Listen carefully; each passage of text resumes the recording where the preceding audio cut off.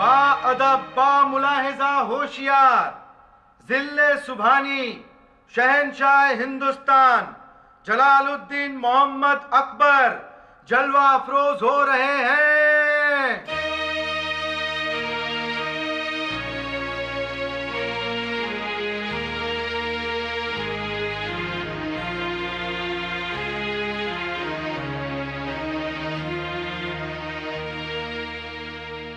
आप खड़े क्यों हैं मिर्जा साहब? तशरीफ रखिए। जहां पनाह के हुजूर में एक नाचीज बैठने की हिम्मत कैसे कर सकता है? आप मलिका के रिश्तेदार हैं तो हमारे भी तो हुए। तशरीफ रखिए।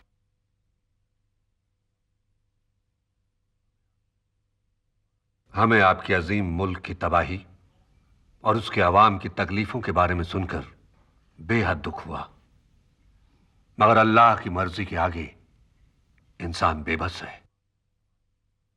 हम आपसे एक सवाल पूछना चाहते हैं। गुलाम हाजिर है। आपके मुल्क के आसपास और भी तो कई मुल्क हैं, फिर हिंदुस्तान आने की कोई खास वजह? जहां पनाह की अजमत, दरिया दिली और इंसाफ पसंदी लाखों जरूरतमंदों और तकलीफ ज़दा इंसानों को आपके पाए तख्त तक खींच लाती है। अल्लाह ही जानता है कि हम इस इज्जत के लायक हैं या नहीं। खैर छोड़िए, आप अपनी सुनाइए। बेगम ने हमें बताया कि आप अपने खानदान समेत आए हैं। जी आलम पनाह, मेरी बेगम और मेरे 4 बच्चे सफर की हर तकलीफ में मेरे साथ रहे। बहादुरी से जो मुसीबतें झेलते हैं उन्हीं को जिंदगी में ऊंचे मकाम हासिल होते हैं। लाइए, इन्हें हमें दीजिए। यही है वो बच्ची जो रेगिस्तान में पैदा हुई थी? जी जहां पनाह। रेगिस्तान में पैदा हुई, खो गई और फिर मिल गई। गोया नई जिंदगी मिली है इन्हें। जी आलम पनाह। क्या नाम है इनका?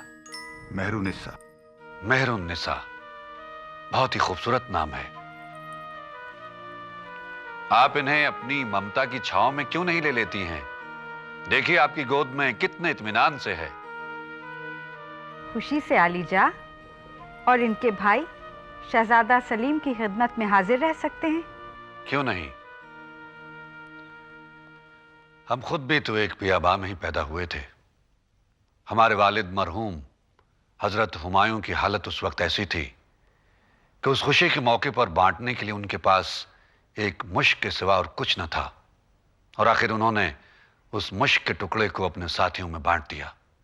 और आज जहां पनाह का नाम उस मुश्क की खुशबू की तरह सारी दुनिया में फैल गया है।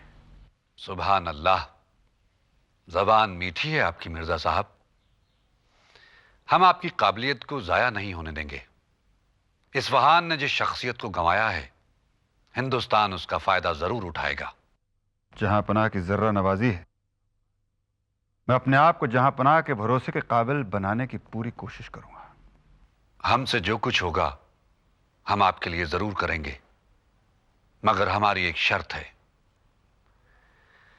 यह मुल्क तरह तरह के मजहबों और अकीदों का मुल्क है। यहां की रियाया को बिना किसी फर्क के अपनाना होगा, सबको बराबर समझना होगा। आप हिंदुस्तान और सिर्फ हिंदुस्तान से प्यार करेंगे, इसके अलावा आपका और कोई वतन नहीं होगा। आपके दिल की धड़कन हमेशा इस वसी मुल्क की धड़कन में समाई रहेगी। अगर आपको हमारी ये शर्त मंजूर है तो हम खुशी से आपको अपनी हुकूमत में शामिल कर लेंगे। मैं फख्र से यह शर्त कबूल करता हूं और वादा करता हूं कि इस मुल्क के अलावा कोई दूसरा मुल्क मेरा नहीं कहलाएगा। मरहबा, आपके लिए रहने का मुनासिब इंतजाम कर दिया जाएगा।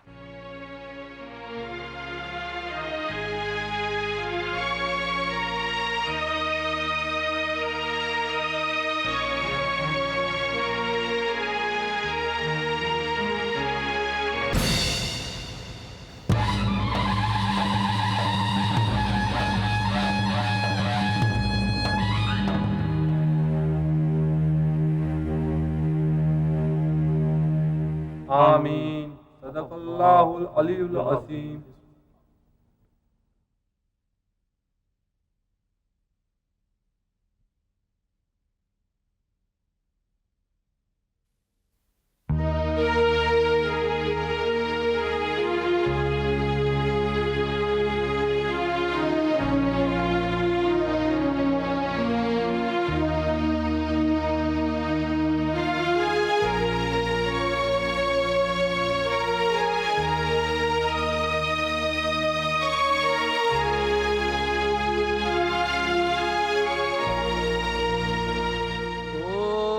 स्वस्ति न इंद्रो वृद्धश्रवाः स्वस्ति नः पूषा विश्ववेदाः स्वस्ति नस्तार्क्ष्यो अरिष्टनेमिः स्वस्ति नो बृहस्पतिर्दधातु।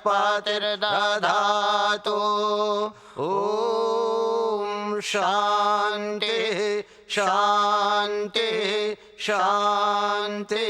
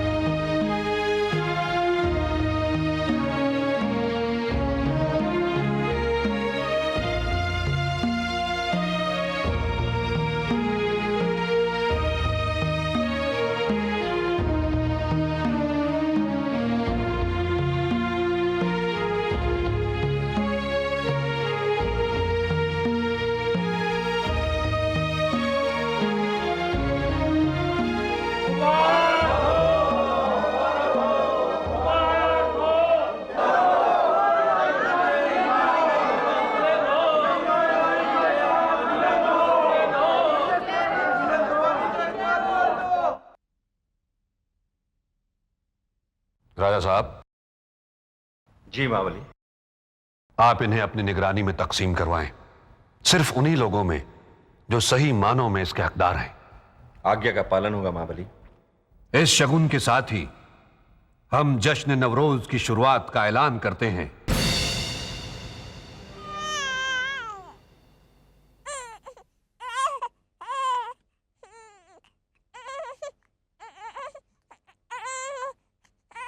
इतनी देर कैसे हो गई अस्मत? आज आपकी बेटी फिर खो जाने वाली थी।